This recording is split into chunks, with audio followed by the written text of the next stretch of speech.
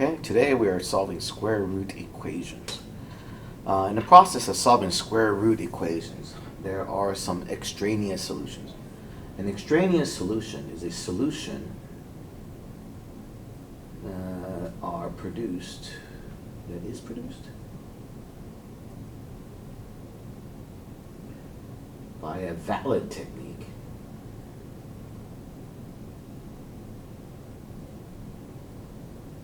that do not work. Right. So these are solutions that come about but have to be rejected. Okay, this will become more clear later on. All right. So here this is a four-step process. We're going to isolate the radical. Right. So in example A, the radical is already isolated. In example B, it is not isolated. I have a plus 6 I've got to get rid of. And here, in C, I have a 7 and a negative 4 I have to get rid of. Right? And then we're going to raise each side of the equation to the same power to eliminate the radical. So in this class, we're only solving square roots. So we're going to raise both sides to the second power. So we're going to raise this to the second power. When I raise the square root to the second power, it's going to get rid of the square root. So it's simply 5x plus 3 equals 16. And then solve the resultant equation using regular techniques. Right? So that's going to be 5x equals 13. I subtracted 3 from both sides. Now I divide by 5, so I get 13 over 5. Now, normally we're very comfortable with stopping there. There have been instructions where we check the solutions, but we're just checking to see if there's any errors.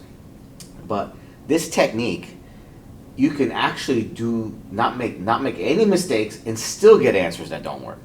All right, so we have to check our answers. So here, square root of 5 times 13 fifths plus 3, is that equal to 4? So whenever you check your solutions, make sure to go back to the original problem. Right, the original problem was the square root and it was a 4 by itself over here. Here, 5's reduce, giving me 13 plus 3. And it's still a question, is that equal to 4? Square root of 16, and yes, that's equal to 4. Square root of 16 equals 4. So this is acceptable, that's the answer. All right, so that's what we're going to be doing for these problems. And I'm going to do several examples here.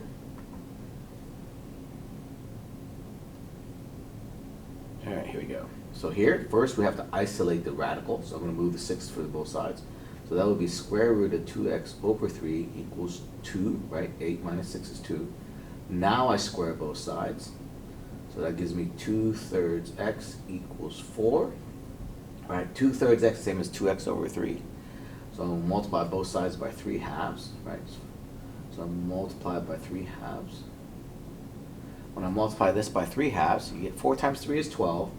Right, remember, the whole number has a 1 underneath. 1 times 2 is 2. So 12 over 2 equals 6. All right, now continue. So I'm going to do, so that's my answer. Now I need to check the answer, see if it works. So square root of 2 times 6 over 3. So 2 times x was 6, over 3 plus 6. And that's equal to 8. Or the question is it equal to 8? So 2 times 6 is 12. So it's 12 over 3. Is that equal to 8? 12 over 3 is 4. And square root of 4 is 2. So 2 plus 6, yes, that's equal to 8. Okay? All right. And C. Example C. So here we have to isolate the radical. So I got to get rid of 7 and a negative 4. So I'm going to subtract 7 from both sides. When I do that, I get negative 4 square root of x minus 6. 2 minus 7 is negative 5. I said negative 5, I wrote negative 7. All right, so it's negative 5. Divide by negative 4, so I get square root of x minus 6 equals 5/4, right? Because negative divided by negative is positive, so I have positive 5/4. Now square both sides. When I square both sides, I get x minus 6 equals 25/16, right? 5 squared is 25, 4 squared is 16, that's 16 down here. Add 6 to both sides, and I get 121 over 16. Just use your calculator if you don't know how I get 121 over 16. It's 25 over 16 plus 6. All right. Now I'm going to plug that into the original equation. 121 over 16 minus 6. So it's 7 minus 4. 121 over 16. Remember, we added 6 to get 120 over 6. So I'm subtracting 6. I get 25 sixteenths back. 25 sixteenths. Square root of that. Whenever you square root a fraction, you take the square root of the numerator and the square root of the denominator. Oops, that's an equal sign, not a plus sign. Those are question marks. All right. The 4 is reduced, so you get 7 minus 5. Is that equal to 2? Yes, it is. 2 equals 2. That's it. So the 121 over 16 works. That's the answer to part C. Let's go on to D. So here, I need to isolate the radical again. So I'm going to get rid of the 2 and the negative 12. So I'm going to subtract 2 first. So it's negative 12 root 4x equals 48. Divide by negative 12. Square root of 4x equals negative 4. Okay, you can actually stop at this point, right? It says here that the square root is equal to a negative number. Well, that's not possible, right? You can't get square root equal to a negative number. At least in our class, it can't happen. So at this point, you can say it's no solution. But let's say you weren't paying attention and you forgot. So you can still solve this. You can still try to solve this. So the next step would have been squaring it. So that would give me 4x equals 16. Divide by 4, you get x equals 4. And go through. So you get negative 12 square root. I'm plugging into original. 4 times 4 plus 2 is that equal to 50. So that's negative 12 times square root of 16 is that equal to 50. And that's negative 12 times 4 plus 2 is that equal to 50. Well, negative 12 times 4 is negative 48. No, that's negative 46. That is not equal to 50. So, reject. Oops, sorry, I wasn't paying attention there. Right. So I substituted the 4 into that expression, and this is what I got. Plugged in 4, got 16, square root of 16 is 4, and then negative 12 times 4 is negative 48. And negative 48 plus 2 is negative 46. It's not 50. So I reject this. Reject. And that was the only solution that came up with this, so that means there's no solution. If you reject all the solutions that this technique produces, then there are no solutions. All right, let's go to E. So here you square in both sides. This time they're already isolated, so you can just go ahead and square both sides. So 7 minus 4x equals 1 minus x. I'm going to move the variables to the left, constants to the right. So I'm going to add x, so that's negative 3x. I'm going to subtract 7, that gives me negative 6. So x equals 2. Now I'm going to plug that in. So it's square root of 7 minus 4 times 2 equals 1 minus 2. Now will be negative 1. So you might argue, well, they're the same. But here's the problem. Square root of negative 1 is not a real number. So even if the left side is equal to the right side, the fact that it's square root of negative 1, an imaginary number, we have to reject this. So this is no solution. So remember, when you plug it in, you still want regular, real numbers. If you get an imaginary number when you plug it in, we have to reject it. All right, so F. Oh, remember, if you're wondering what I would say imaginary, whenever you take the square root of a negative number, that's an imaginary number. So we are rejecting imaginary numbers. So no solution. All right, F. So again, square both sides. So you get 5x minus 12 equals 3x plus 10. Move the 3x over, so it's 2x. Move the 12 over, so it's 22. So you got x equals 11. Now we plug in both sides. Square root of 5 times 11 minus 12. Is that equal to square root of 3 times 11 plus 10? So that's 55 minus 12. And that's 33 plus 10. And I can't see it again. All right. So all I did was substitute 11 into that expression. Right? Substituting 11 into that expression. 5 times 11 minus 12. 3 times 11 plus 10. 55 minus 12, 33 plus 10. That's going to be square root of 43. Square root of 43. Now, that's not negative numbers, so you're good. Square root of 43 is fine. So, x equals 11 is my answer. Okay? Alright.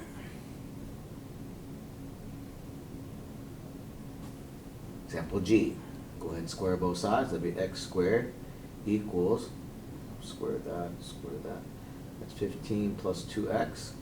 We're going to move everything to the left. Whenever you have an exponent, you have to move everything to the left, or move everything to one side. So it's going to be x squared minus 2x minus 15 equals 0. Now we're going to solve by factoring. So that'll be x minus 5 times x plus 3. That equals 0. So x minus 5 equals 0, x plus 3 equals 0. So you get x equals 5 and x equals negative 3.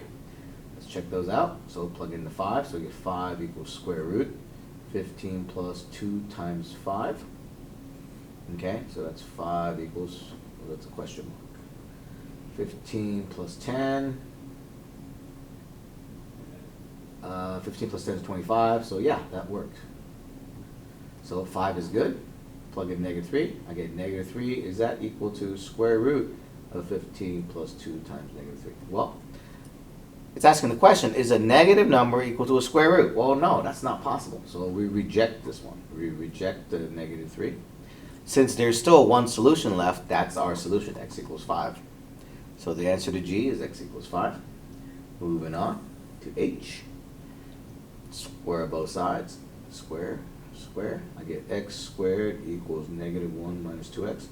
Remember, when we take the square of a square root, the square roots go away. Move everything to the left.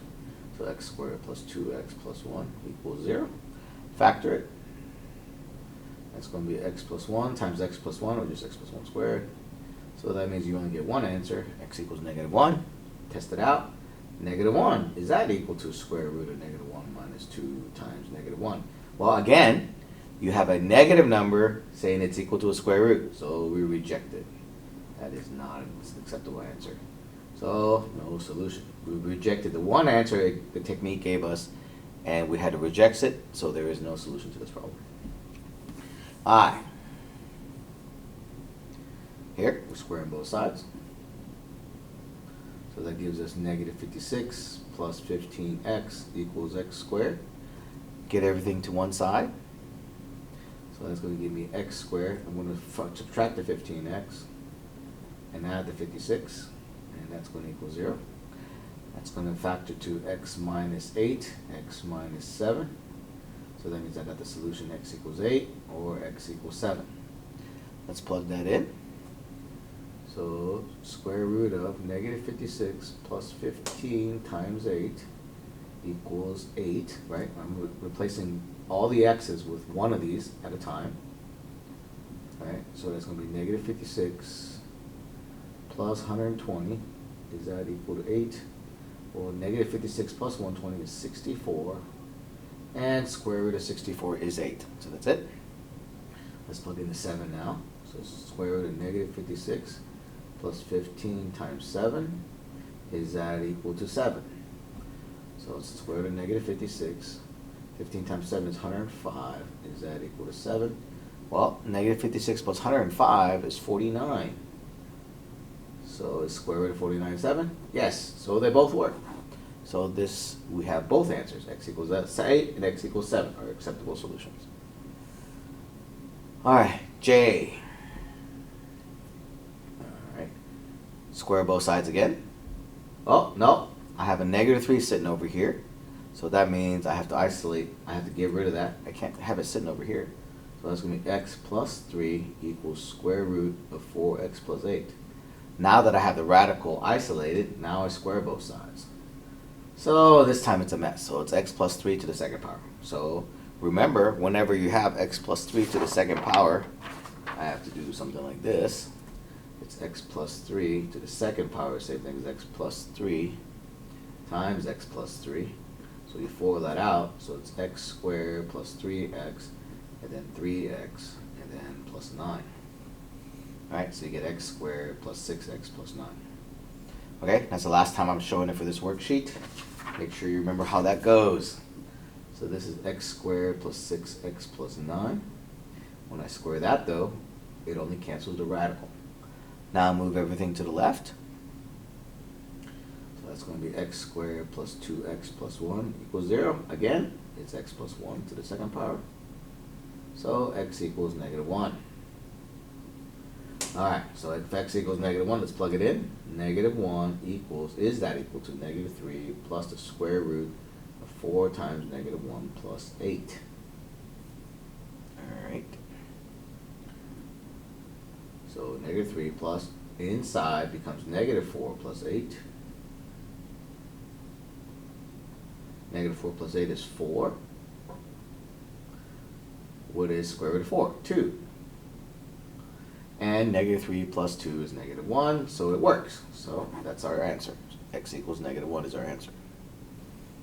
Alright, K, this is the last example for this video. I know it's been a very long video, sorry about that. But this is a long lesson. Alright, we're squaring both sides. That becomes b squared minus 8b plus 16. And is that equal? That's equal to 6b minus 29, right? The square root and the radical, the square root and the square cancel each other. Move this to the left, so it's going to be b squared. That's going to be positive 6b, so minus 6b, so it's minus 14b. And 29, so you got to add 29, so it makes that plus 29, makes it 45. Factor this, that'll be b minus 9, b minus 5. That gives you b equals 9 and b equals 5. Substitute 9 and 5. So let's see, we got 9 minus 4. Is that equal to square root of 6 times 9 minus 29? 9 minus 4 is 5. 6 times 9 is 54 minus 29. 54 minus 29 is 25. So yeah, 5 equals square root of 25. So that worked. Now plug in the 5. That'll be 5 minus 4. Is that equal to square root of 6 times 5 minus 29? 5 minus 4 is 1. That's 30 minus 29. And yes, 1 is the square root of 1. That worked. So both of them are correct answers, 9 and 5. Alright, that's going to end this video. That's also the end of the first worksheet. So you got all these problems go with the first worksheet. That is, I think, 318. I don't remember.